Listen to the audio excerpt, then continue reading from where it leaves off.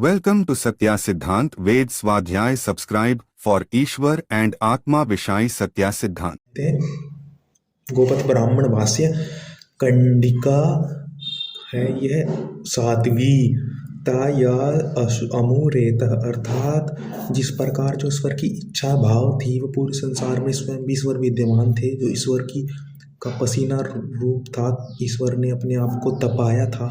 उस तपने से जो ईश्वर ने सृष्टि रची, जो ईश्वर का भाव है, भावपन है, और जो ईश्वर की सृष्टि के चलाने की प्रक्रिया है इसमें सब व्यापक है। तन्मात्राएं जैसे कि जल का रूप है, वही जल रूप सब में विद्यमान है, चल रहा है। तो ईश्वर का भी चल्यमान रूप है।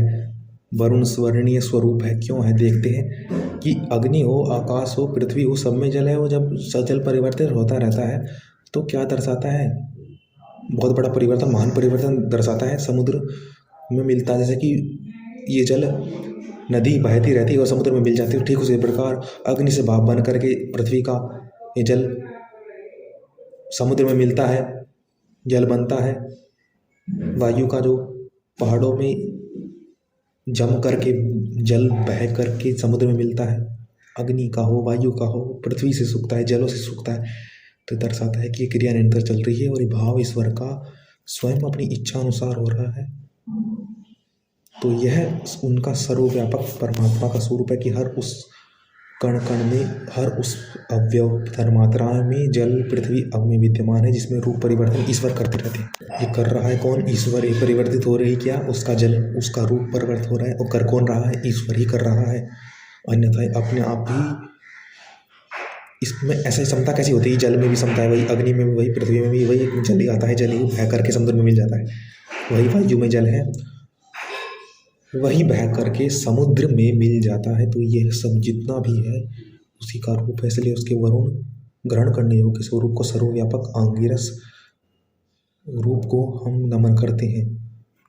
जो दाईं बाईं ऊपर नीचे यथावत ठहरा हुआ है जल की भांति, उसको हम ग्रहण करते हैं, उसको हम जान करके उसको वर्णते हैं। वरुण सर्वश्रेष्ठ, उसकी कामना करते हैं। सर्वव्यापक ईश्वर की जो समुद्र में जिसने जल को ठहर रखा है, उस वरुणीय स्वरूप की हम नमन करते हैं। जो श्रेष्ठ कर्म महान करता है, जो मृत्यु से पार हो जाता है, जिस भांति जो हमारे विद्वान हैं, जो भविष्य को चाहते हैं, वर्तमान के सुख को नहीं देखते, भविष्य के सुख दुख से बचने के लिए सुख,